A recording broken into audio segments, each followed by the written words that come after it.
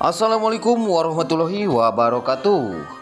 Balik lagi di ulasan alur cerita para Mapatar Sri Krishna untuk episode spesial 34, di mana dua sosok ibu hidup kembali dengan keajaiban Kanha. Namun sebelum lanjut, bagi kalian yang baru bergabung dengan channel ini, jangan lupa untuk tekan tombol like, komen, dan subscribe-nya, serta nyalakan lonceng notifikasinya. Sebelumnya Mimin ucapkan terima kasih. Yuk kita lanjut ke pembahasan. Dimulai dengan Devaki dan Yasoda bangun bersamaan. Yasoda pun mengatakan ataupun memanggil nama Lala. Kanha bilang, "Aku ada di sini, Bu." Yasoda memeluk Kanha, dan terlihat di penjara Devaki berkata sama memanggil nama Lala. Dan dia pun langsung terbangun untuk keluar, tetapi dia terjatuh di tangan Pasudev. Pasudev pun melihat Devaki pun melihat Pasudev dan mengingat semua yang dia lakukan untuknya setelah dia melompat keluar dan bagaimana dia merawatnya. Devaki mengatakan dan memanggil nama Maharaja, dan dia pun langsung menangis. Devaki bilang, "Aku egois, tidak dan memikirkan diriku sendiri. Aku tidak memikirkan dirimu. Apa yang kamu lakukan untukku selama bertahun-tahun?" Devaki pun bilang, "Aku tidak akan pernah meninggalkanmu, Maharaja." Pasudev pun memanggil nama Devaki dan dia pun langsung memeluknya. Terlihat di mana Yasoda berkata kepada Kanha, "Kamu sangat mencintaiku." Yasoda pun berkata, "Aku bangga memiliki seorang putra yang sangat mencintai ibunya, lebih dari aku mencintainya." Kanha bangkit dan berdiri, dan dia pun berkata, "Ibu, aku suka makan mentega." Yasoda pun mengatakan, "Kenapa kamu menanyakan mentega?" Yasoda bilang, "Kamu membangunkanku untuk hanya membuat mentega." Kanha menganggukkan kepalanya seperti anak nakal biasanya. Yasoda pun berkata, "Jadi kamu tidak mencintaiku dan hanya menginginkanku untuk membuat mentega." Kanha bilang, "Ibu, jika aku tidak membuatkan mentega untukku, siapa yang akan membuatnya?" Kanha pun bilang, "Kalau begitu aku akan tetap kelaparan." Yasoda mengatakan kepada suaminya Nanda, "Kanha suka mentega dan dia membangunkan saya hanya untuk mentega. Apakah seorang anak berbicara dengan ibunya seperti itu?" Nanda bilang, "Aku tidak akan mengatakan apa-apa. Jika aku mencintainya, kamu mengatakan untuk tidak terlalu menatapnya. Dan jika aku akan memarahinya, maka kamu akan mengatakan untuk tidak memarahinya." Nanda pun dan semua orang tertawa, dan Nanda bilang, "Aku akan pergi bekerja." Dia pun pergi bersama Damodar. Kanha mengatakan dan memanggil nama ibunya kembali. "Ibu, mengapa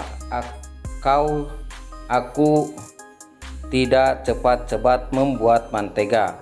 Yasoda pun mengatakan, "Tunggu di sana," dan dia pun langsung berdiri. Dan Kanha pun di belakangnya mengikuti. Terlihat di kerajaan Kansa ada di istana, dan dia pun melihat Putna sudah mati. Kansa melihat keluar dan mengatakan kepada semua orang kalau Putna sudah mati. Ada Pralap dan iblis penasehat lainnya bahwa Putna mati. Dia pun langsung memuji, "Bagus, karena dengan begitu saya harus menyimpannya di bawah saya." Dan Kansa pun tidak membiarkan orang-orang bodoh dan lemah di bawahnya. Pralab mengatakan, "Bagaimana dewa? Dia meninggal karena jatuh dari gunung." Kansa mengatakan, "Apa sebuah gunung namanya? Bagaimana Putna bisa mati begitu mudah? Dia memiliki begitu banyak kekuatan iblis, kekuatan terbangnya, dan saya bisa melakukan apa saja hanya dengan kata-kata besar dan tidak ada yang lainnya."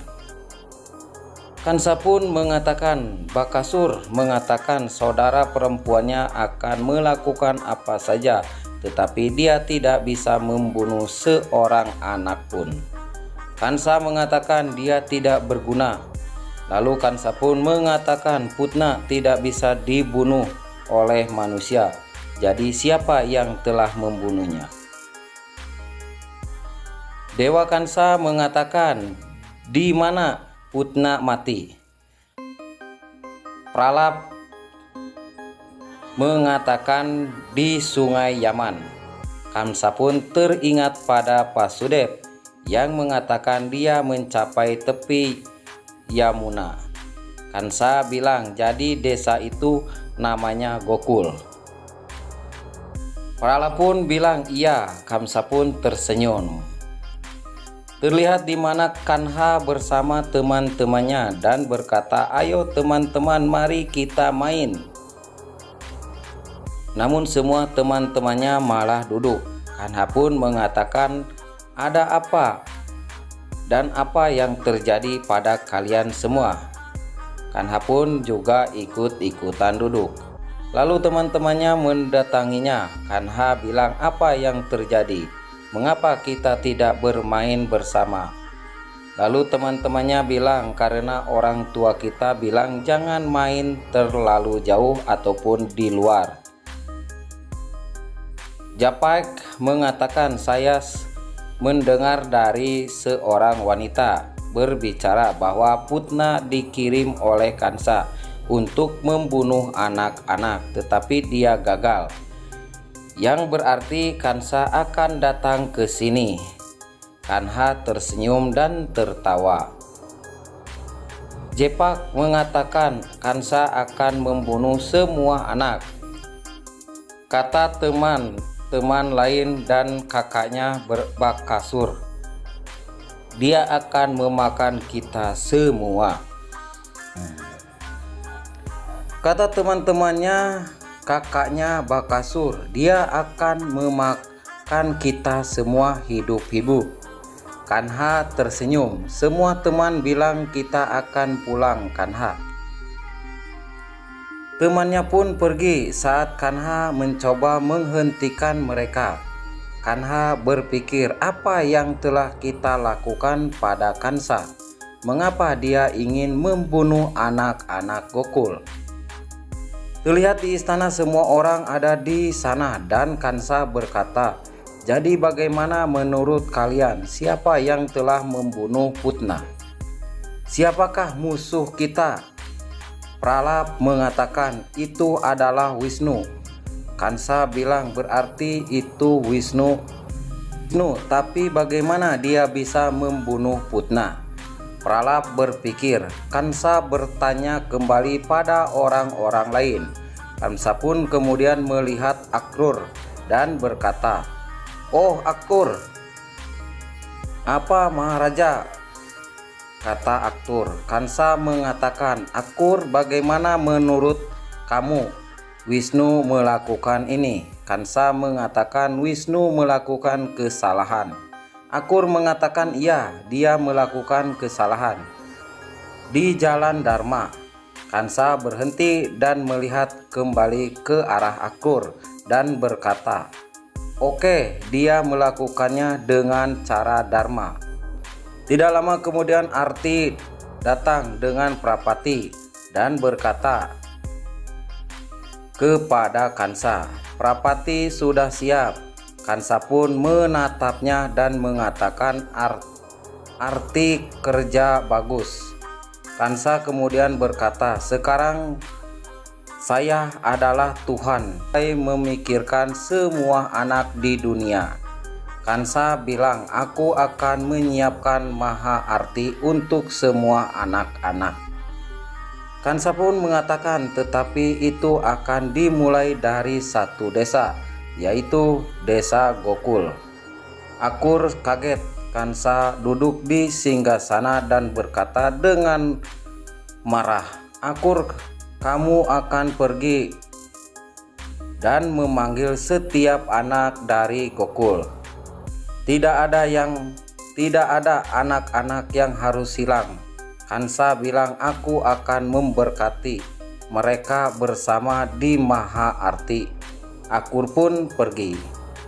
Terlihat Yasoda dan Rohini dan Nanda sedang berbicara. Rohini mengatakan, Putna meninggal di Gokul. Kansa akan berpikir sekarang bahwa anak ke-8 Depaki ada di Gokul. Yasoda mengatakan, mengapa dia melakukan itu? Nanda mengatakan, Rohini, benar, kita semua tahu anak Depaki tidak di Gokul.